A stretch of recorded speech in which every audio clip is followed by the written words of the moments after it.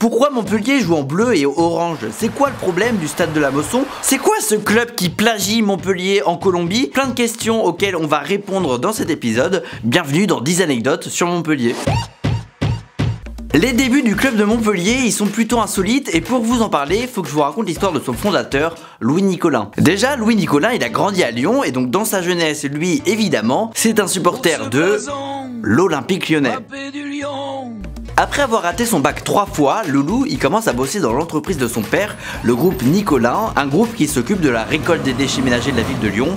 C'est en gros les camions de poubelle. Donc l'entreprise s'occupe de Lyon, mais rapidement le groupe Nicolin veut grandir et donc il va commencer à s'implanter dans d'autres villes comme Limoges, Reims, Marseille et Montpellier. Et donc en 1967, le père Nicolin, il envoie Loulou à Montpellier pour qu'il s'occupe du développement du groupe Nicolin là-bas. Loulou débarque à Montpellier, il s'occupe de l'entreprise familiale et comme c'est un fan de foot, en parallèle, il crée un club de foot d'entreprise pour ses employés, une sorte de FC Nicolin qui joue dans le championnat de France des clubs d'entreprise, un championnat que l'équipe va remporter plusieurs fois. Et ouais, ça joue plutôt très bien, hein. En même temps, avec une équipe d'éboueurs, il devait pas y avoir beaucoup de déchets dans le jeu. Ouais, oui. Bravo. Ah oui, elle est bien, super. C'est bien. Bravo.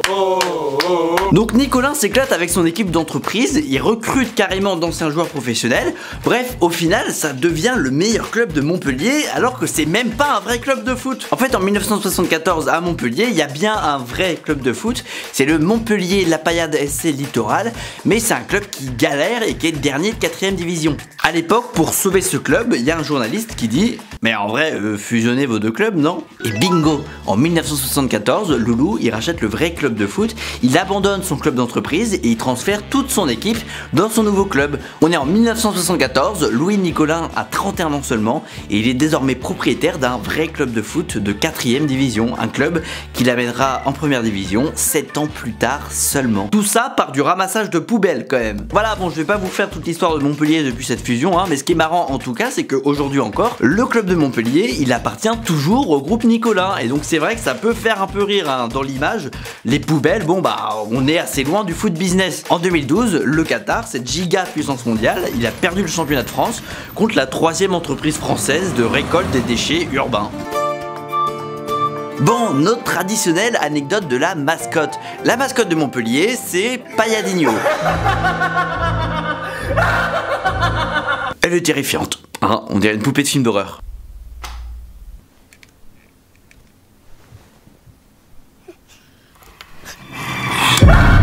Alors Payadinho, a priori, c'est juste un gosse heureux qui a la même crête que Loulou Nicolin s'était faite après le titre de Montpellier en 2012. Voilà, c'est une mascotte qui a été dessinée par Dadou, un dessinateur qui a fait toute une série de BD sur le club, et c'est sympa, voilà, ça permet de découvrir un peu l'histoire du club en s'amusant. C'est pas un placement de produit. Et d'ailleurs, la préface du tome 1, hein, c'est une préface de Gérard Depardieu. Génial! Les femmes adorent cette BD. Elles peuvent se... Si le Montpellier Héros SC s'appelle comme ça et qui joue en bleu et orange, c'est un peu à cause de Eric Cantona, entre autres. Je m'explique. Jusqu'en 1989, le club de Montpellier, il s'appelle Montpellier Paillade Sport Club, la Paillade étant le nom du bout de quartier de Montpellier où se trouve le stade, et c'est un club dont les couleurs à l'époque sont le rouge et le blanc. Mais tout ça va changer à partir de 1989. À l'été 1989, Nicolin recrute le duo Paille-Cantona, deux stars françaises qui coûtent super cher. Pourtant, à l'époque, Nicolin, il a pas la thune pour s'offrir ces deux stars, et donc qui va l'aider à payer le transfert? Et bah, c'est la mairie de Montpellier et le département de l'Hérault. Voilà pour vous. Merci, vous êtes vraiment super héros. Je sais. Sauf qu'en contrepartie de cette aide, Loulou, il va devoir faire quelques concessions. Le Montpellier Paillade SC doit désormais porter le nom du département et devient donc le Montpellier Héros SC. Et puis fini le rouge et blanc, le MHSC portera les couleurs de la ville et du département, à savoir du bleu et un peu plus tard du orange. Ce qui au final est quand même vachement plus original que du rouge et du blanc.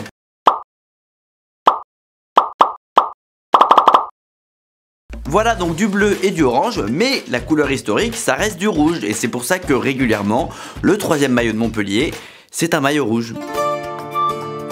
Le stade de la Mosson, c'est clairement pas le plus beau stade de France, hein. À la fin des années 90, le stade de la Mosson, c'est un stade qui ressemble à ça. Or, pour accueillir la Coupe du Monde 98, Montpellier doit agrandir ce stade. Alors idéalement, il faudrait fermer le stade proprement avec une 4e tribune, comme ça. Sauf que ça ferait pas assez de place pour accueillir la Coupe du Monde. Et donc en 1997, la ville, elle est obligée de construire une immense 4e tribune qui certes casse complètement l'architecture du stade, mais c'est le seul moyen d'atteindre la capacité minimale requise pour accueillir un match de Coupe du Monde. Désormais, la Mosson fait 35 000 places, ce qui est énorme pour le club de Montpellier. Et en plus, à l'époque, ils voulaient faire encore plus grand. Alors quand t'es tout en haut de cette tribune, t'as une vue assez originale, hein. Ça c'est l'avantage. Mais enfin bon, c'est une tribune qui reste beaucoup trop grande et donc aujourd'hui, elle est à moitié recouverte par des bâches pour réduire la capacité du stade à 22 000 places et concentrer les supporters au même endroit. Des bâches sur lesquelles ils ont imprimé des gens pour faire un peu genre, voilà. Ils ont quand même mis des stadiers à côté au cas où.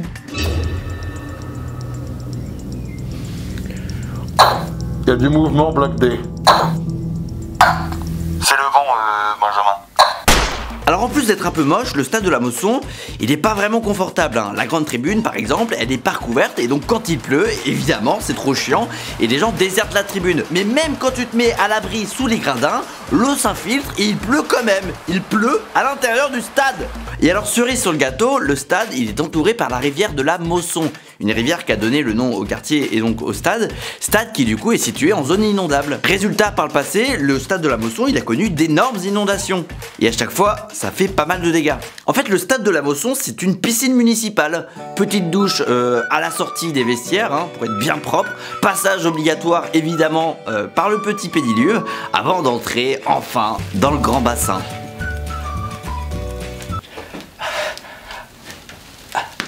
Salut. Salut. En 2013, pour donner un petit coup de neuf à la Mosson, la mairie de Montpellier annonce une grande rénovation pour le stade qui comprend entre autres la couverture de la grande tribune avec une architecture qui permettrait d'harmoniser un peu tout ça. A noter que sur ces plans en 3D, Montpellier joue un match de Ligue des Champions et qu'il est en train de jouer contre Lyon, un autre club français, ce qui veut dire pour qu'il y ait une confrontation entre deux clubs d'un même pays qu'on est au minimum en quart de finale de la compétition. Voilà, le gars qui a fait ces plans 3D, il surcode peut-être un peu trop les joueurs de Montpellier. Donc voilà, ça c'était pour les tribunes. Là on passe au vestiaire, hein. On a fait un petit peu, vous voyez, les quasi en orange et bleu finalement. Bon, finalement la rénovation, elle se fera jamais, mais elle est vite remplacée par le projet carrément d'un nouveau stade. Ce projet de nouveau stade, vous en avez peut-être déjà entendu parler, c'est le stade Louis-Nicolin, un stade de 24 000 places, donc un stade plus petit et plus adapté à l'affluence du club. Le problème avec ce stade, c'est qu'on en parle depuis 2016 et que 8 ans plus tard, on est toujours au point mort à cause entre autres de problèmes de financement et de la forte opposition des écolos qui préfèrent une rénovation de la Mosson plutôt que la construction d'un nouveau stade. En 1988, Montpellier recrute la star colombienne Carlos Valderrama qui va rester au club pendant 3 ans. Et ce gars, c'est tellement une star dans son pays qu'en 2013, il y a une série colombienne qui va sortir sur lui et d'autres joueurs colombiens. Et notre Carlos, comme il est passé par la paillade, et bah dans la série, on va voir le club français pas mal de fois. Et vous allez le voir que de notre point de vue de français, c'est assez marrant. Déjà première chose, a priori, ils avaient pas les droits pour le logo, hein. Ensuite, évidemment, ils se sont pas fait chier à venir tourner en France, ils ont tourné en Colombie et donc voici à quoi ressemble le stade de la Mosson dans la série. On notera qu'a priori la production elle avait pas un budget illimité pour des figurants hein, vu que les tribunes elles sont bien vides. Rien à voir avec Montpellier où à chaque Oui, non mais alors là il pleuvait. Alors la série évidemment elle se passe en France et en France c'est bien connu, on ne boit pas de bière, on ne mange pas de frites, ben non on est le pays de la gastronomie et donc la buvette de la Mosson c'est pas une buvette, c'est une pâtisserie. Ils ont remplacé la buvette par une putain de pâtisserie. Sérieux, s'ils ont une image aussi cliché de la France, j'ai pas hâte de voir la suite de la série. Monsieur Valderrama, je vous présente Louis-Nicolin, le président du club. Bonne rencontre.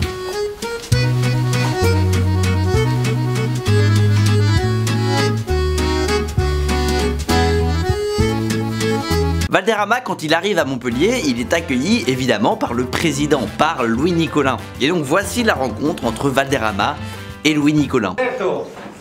Monsieur Nicolín, mucho gusto. Bienvenido a mi casa. Gracias. ¿Qué tal el viaje? Attendez, il est où Louis-Nicolin? C'est lui? Ils ont pris ce beau gosse pour interpréter Louis-Nicolin? Alors avec tout le respect que j'ai pour Loulou, je crois qu'il y a eu un quiproquo au moment du casting. Bon les garçons, je me suis bien renseigné pour Nicolin, voilà, j'ai trouvé une photo. Donc on recherche un homme de 50 ans, c'est-à-dire plutôt beau gosse, assez fin, avec un gros kikout. Bon, en parlant de casting, dans la série, le coach du club et le coach de l'époque, donc c'est Aimé Jacquet. Aimé Jacquet, on le connaît, c'est un homme blanc sans accent particulier. Pas de problème. Tu viens, provocation, tu es emmerdé, tu sais jouer au football. Aimé Jacquet dans la série. On a le temps de travailler et de connaître les joueurs. Ne vous inquiétez pas. Demain, je conduirai votre équipe de mon mieux. C'est dans les atterrissages forcés qu'on connaît les bons pilotes. Alors évidemment, c'est une petite production colombienne pour les Colombiens, donc on s'en fout, hein. Mais c'est juste marrant pour nous Français de voir que dans cette série, Aimé Jacquet, c'est un latino avec un accent espagnol. J'espère juste que c'est pas la même production qui fera un film sur le maintien de Toulouse en 2016 avec le discours hyper émouvant de Pascal Duprat. Ok, discours émotion, Pascal Duprat, action. Ah, ouvrez les yeux, ouvrez les oreilles. C'est pas demain, c'est pas hier. C'est maintenant. Y a plus qu'à manger. Le couvert il est dressé.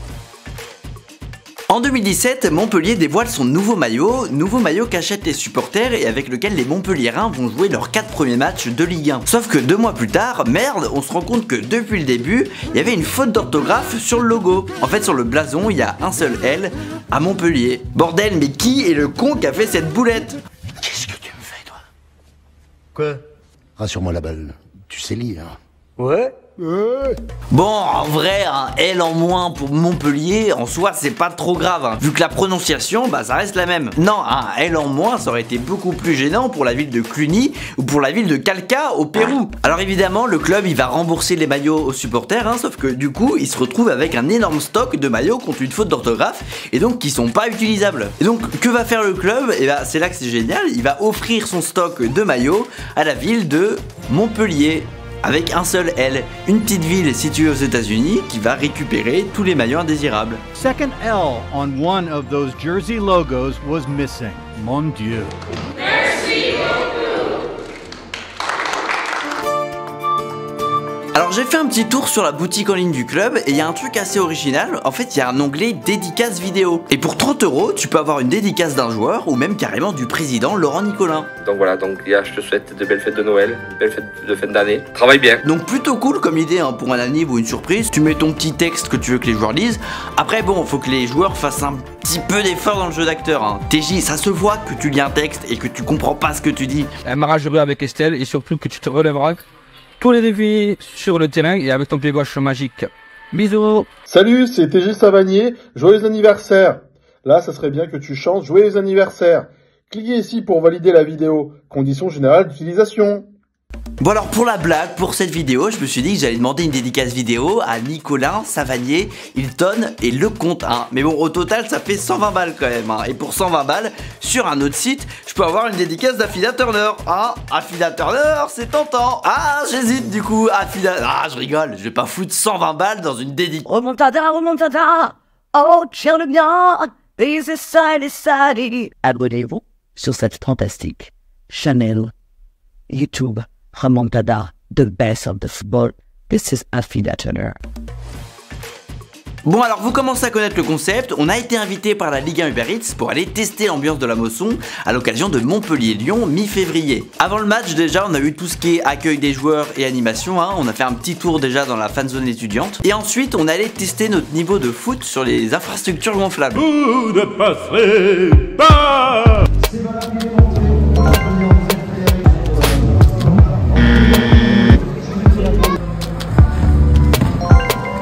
Bah écoutez, des frissons, ouais. Beaucoup de frissons. Avant le match, évidemment, passage obligatoire par le stand de maquillage, hein. Lui, je suis chaud, hein. Plus pas. Non, les gars,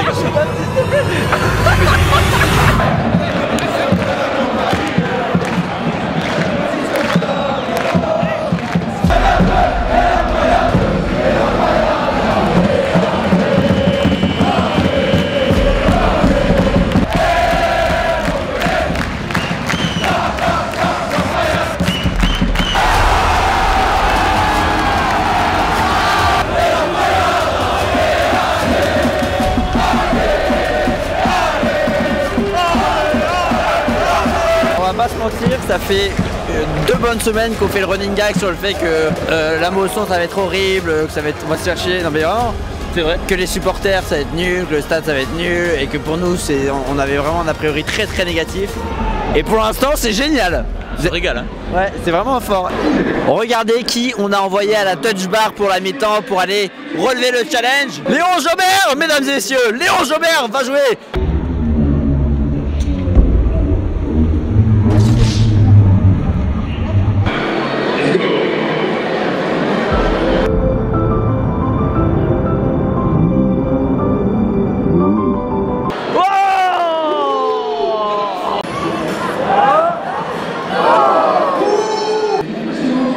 Bah, je suis dégoûté, c'est vrai que la première, je sais pas comment vous l'avez vue, mais elle passe près ou pas? Elle passe près, elle passe de près, ouf. Ouais. Je suis arrivé avec des intentions, je repars sans, bon voilà. Est-ce qu'on peut faire un petit plan sur les chaussures de Léon s'il vous plaît? Regardez les chaussures de Léon, hop là. Ah, Berg c'est dégueulasse. Ah, voilà.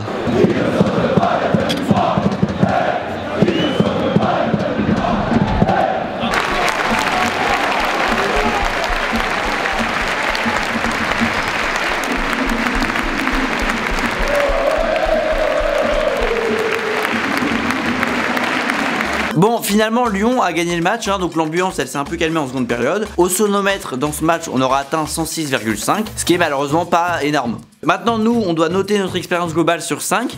C'est plutôt compliqué parce qu'en fait, si on compare à notre expérience qu'on avait eue à Toulouse 15 jours plus tôt et qu'on avait noté 4 sur 5, et bah, on a préféré notre après-midi à Montpellier dans le ressenti global. Maintenant, pour le championnat des tribunes, je pense qu'il faut qu'on donne quand même plus d'importance à tout le côté waouh des tribunes. Et là-dessus, voilà, Toulouse était au-dessus parce que plus de bruit, plus de monde. Donc pour Montpellier, on va partir sur 3 sur 5 avec ce sentiment global quand même d'avoir été très agréablement surpris par la paillade. Remontada, remontada, oh, tire le bien, baiser ça et les salis, tomber de l'an du lit.